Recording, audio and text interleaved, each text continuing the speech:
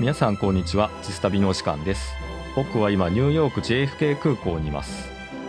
先ほど JAL の飛行機で空港に着いて、今から24時間の弾丸ニューヨーク観光です。とりあえず荷物を置こうということで、空港からマンハッタンまで Uber で向かいます。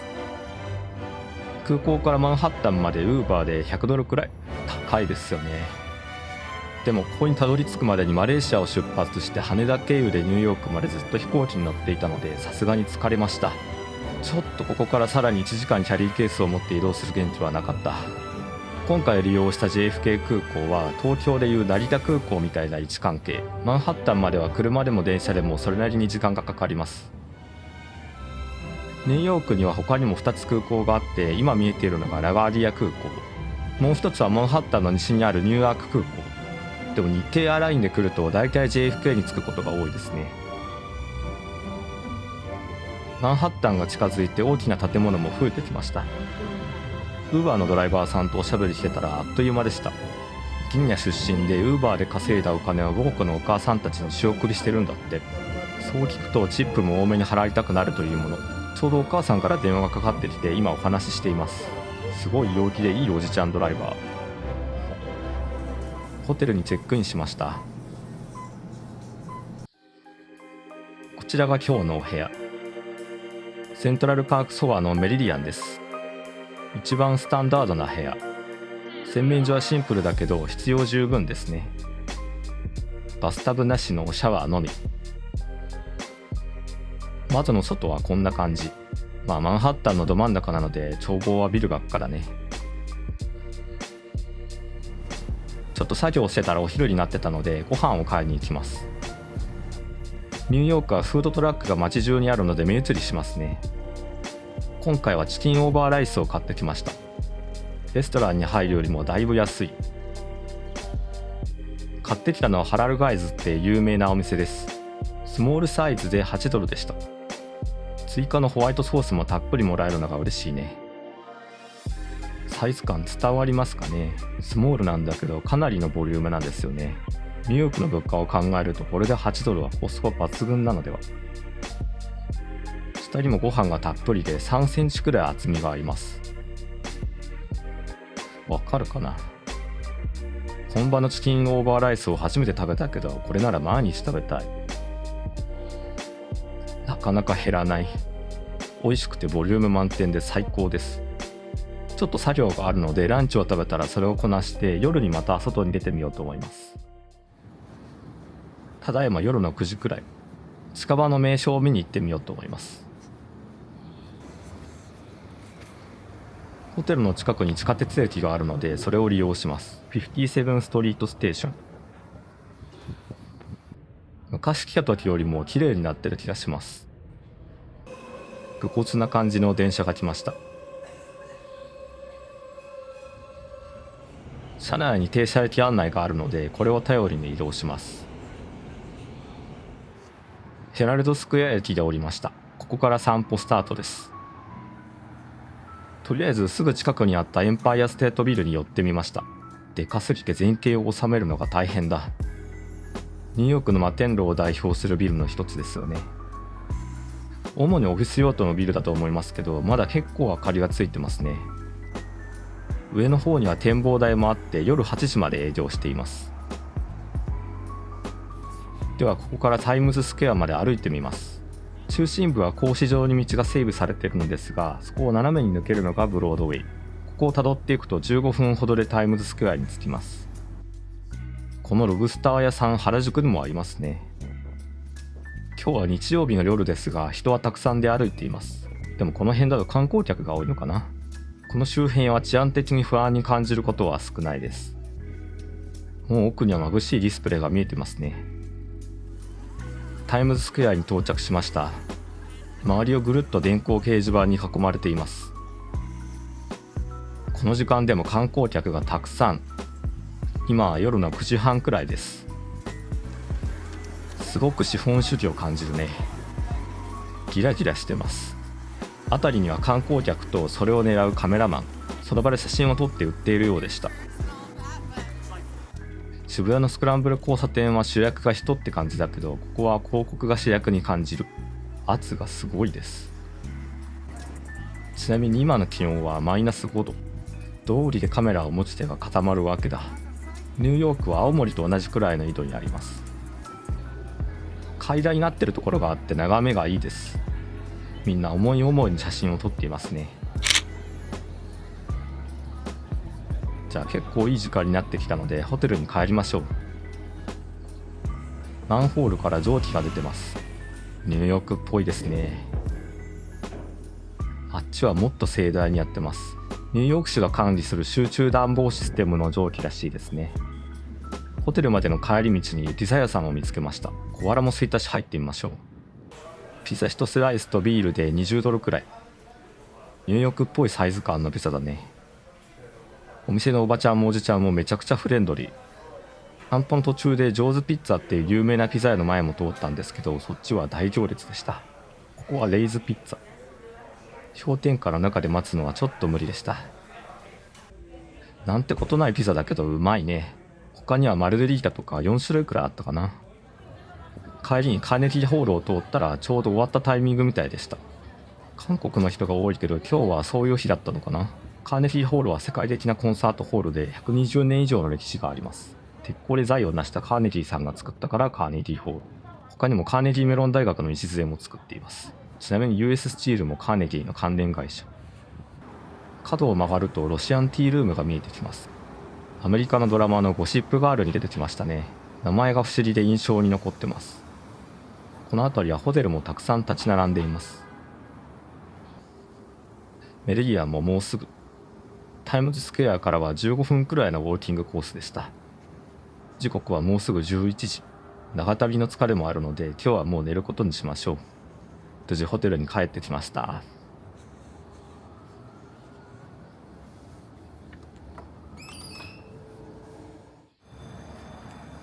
おはようございます。2日目の朝です。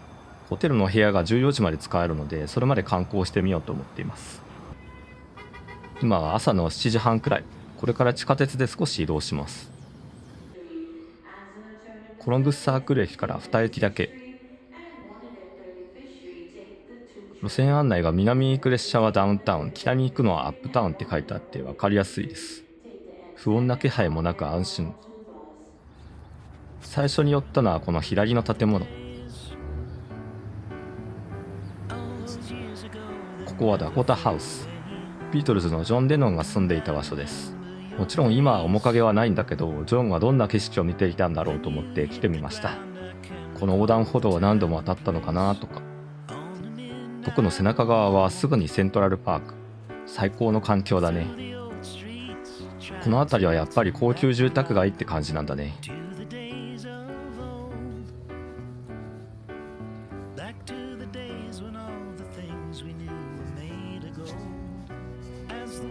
イマジンのモザイクタイルです。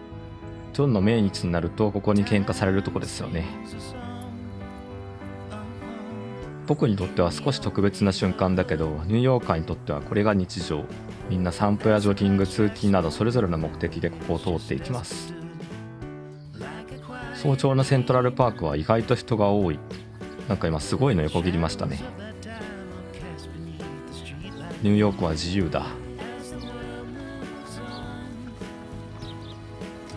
公園の南側には超高層ビルが見えます。地震の国の民からするとあんな細長いビル見てるだけで不安になるね。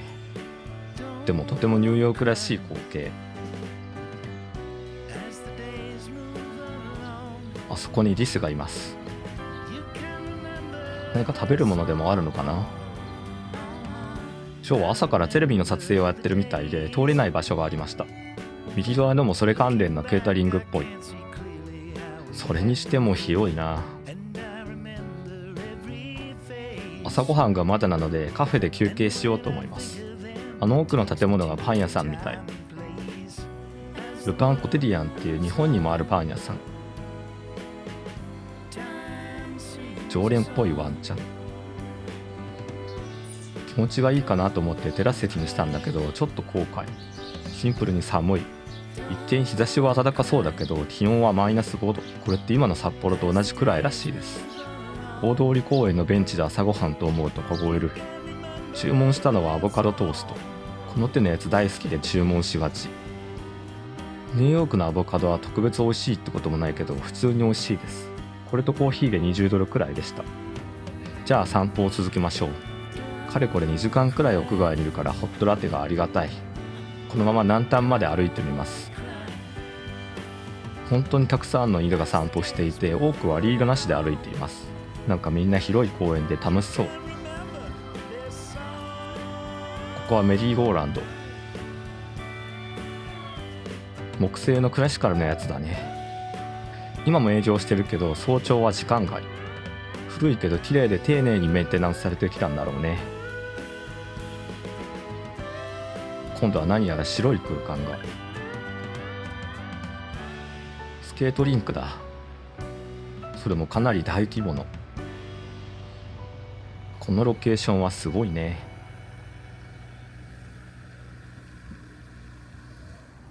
公園の南端に面してプラザホテルが建っています。過度の円安是正を目的にプラザ合意が行われた場所ですね。今の円安も是正してほしい気持ちでいっぱいです。このまま5番街まで歩いていきます。といってもすぐそこなんですけど。ちなみにそびえてる黒っぽいビルはトランプタワーです。画面中央にヴィトンやティファニーのビルが見えますね。ヴィトンは一目でわかる外壁の装飾。ティファニーも色でわかるね。反対側にはブルガリなんかもあります。リラリラさで言えば新興国とかの方がすごいんだろうけど、なんか雰囲気があるね。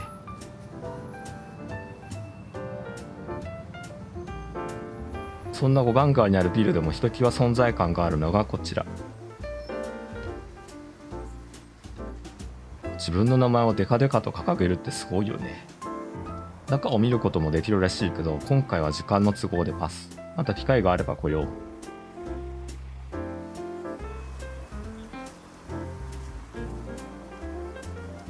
そろそろこのエリアを後にしてマンハッタンの南まで向かいます。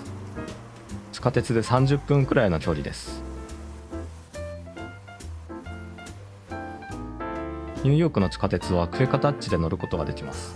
画面にクレカをタッチするか、スマホやスマートウォッチでも OK。僕は地下鉄で不用意に財布を晒したくないから Apple Watch でタッチしています。切符をいちいち買わなくていいので、時間的にも心理的にもかなり楽です。フィフスアベニュー駅から乗り換えなし30分くらいの電車移動。朝なので治安の心配はあまりありません。観光客も多く利用する路線だしね。この後のプランを考えながら移動します。今から向かうのはフェリーターミナル、自由の女神があるリバティ島と結んでいます。その後はまた中心部に戻ってくる予定。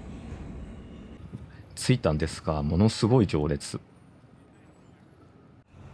船にはリバティ島に上陸できるものと周りを周遊するだけのものがあります。今回は周遊する船で近づいてみようと思ってたんですが、カメラの望遠レンズで覗いてみると意外と見えるんですよね。なので予定を変更して自由の女神はマンハッタン側から眺めるだけにしておきます。今回は弾丸観光なのでフェリー往復で拘束される時間がもったいないなと思って、細部が気になったらお台場に行きましょう。それにしても随分多くの船が行き交ってますね。結構このエリアは柄の悪い客引きが多いので、耐性がない人は気をつけた方がいいかもしれません。フェリーはあんな感じなんですね。いいポジションを確保するのが難しそうだね。まあこれも自由の女神を見たとカウントして次に向かうことにします。今度はまた地下鉄で10分くらい北上します。ニューヨークの地下鉄移動もだいぶ慣れてきましたね。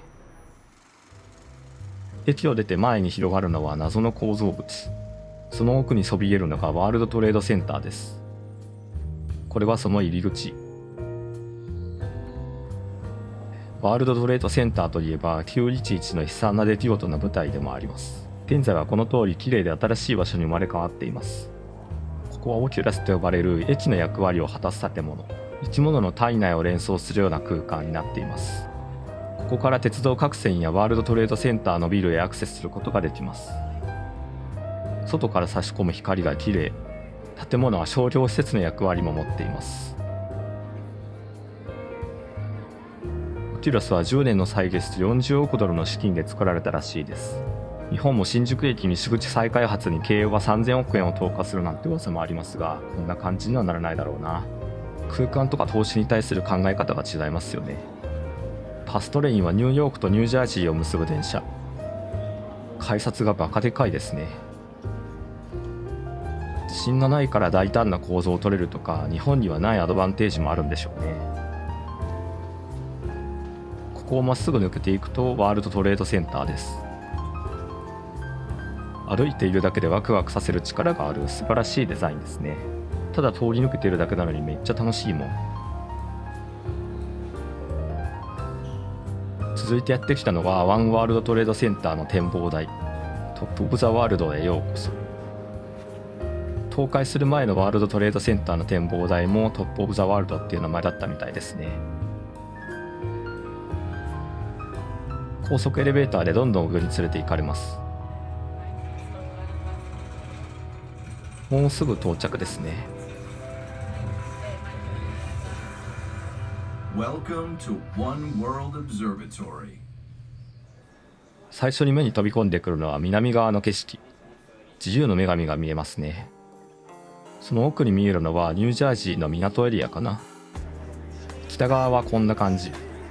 土地がないからかハドソン川に突き出すようにいろんな施設がありますね。ミッドタウンのあたりは高層ビル群がニョキニョキと生えている。昨日見たエンパイアステートビルも真ん中のあたりによく見えます。改めてすごい光景だな。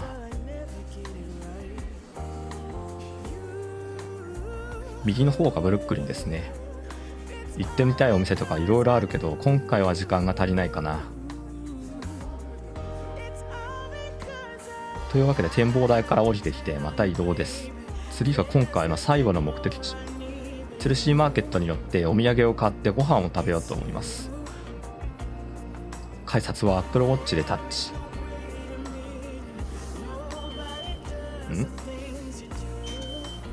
いけました。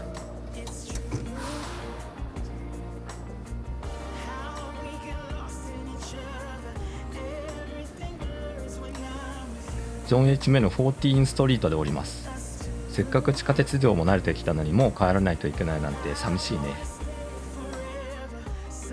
あの建物がチェルシーマーケットです。もともとはお菓子工場だったのを改装してたくさんの商店が入る場所に変わっています。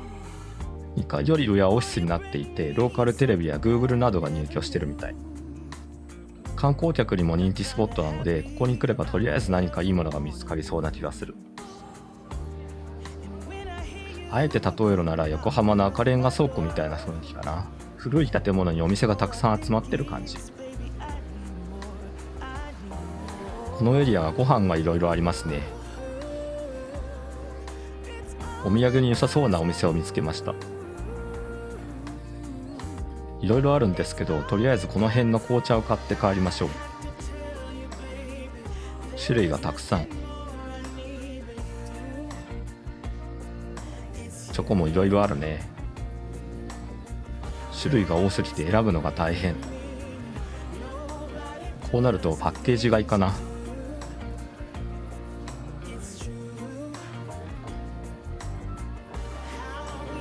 お土産も確保できたのでご飯のターン。下の階にもお店があるので行ってみます。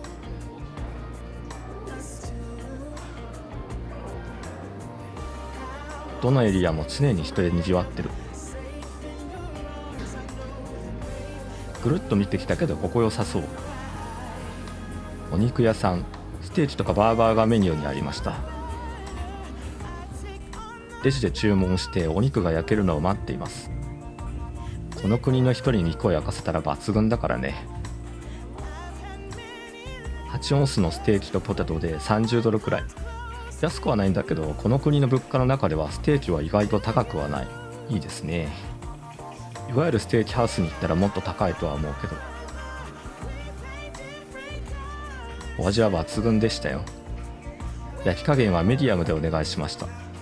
歴史が違うから肉の食べ方はかなわないね。12時半くらいですがどんどんお店は混んでいきます。賑やか。あんまり日本で見ないマヨだけど美味しいです。これあっという間にお肉なくなっちゃった。美味しかったです。じゃあ一度ホテルに戻って荷物をまとめてチェックアウトしましょう。テルはマリオットのステータスのおかげで14時までチェックアウトを延長できたんですけど、これが地味に助かりました。空港に向かう前に歯磨きとか身支度ができる。チェルシーマーケットでの戦利品はこちら。チョコを見た目重視で4つ選びました。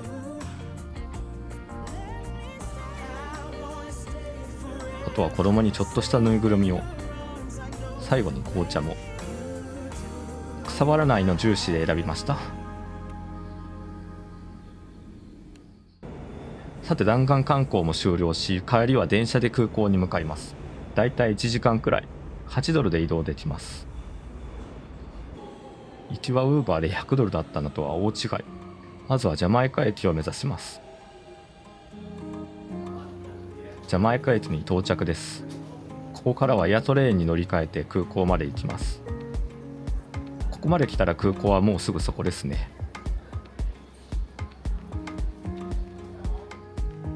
空港の TWA ホテルまでやってきました。このホテルについては別動画でもご紹介しているので、よければそちらもご覧ください。ミッドセンチュリー香る最高のホテルです。というわけで弾丸24時間のニューヨーク観光でした。なかなか24時間だけニューヨークに来る人はいないかもですが、観光で巡るポイントの参考にでもなればと思います。今回の旅が正しくアメリカを訪れたので、地図塗り状況はこんな感じ。ニューヨークだけでアメリカ全土を塗るのははばかられるのですが、新帰国ということで。それでは今回の動画はここまで。また次の旅でお会いしましょう。さようなら。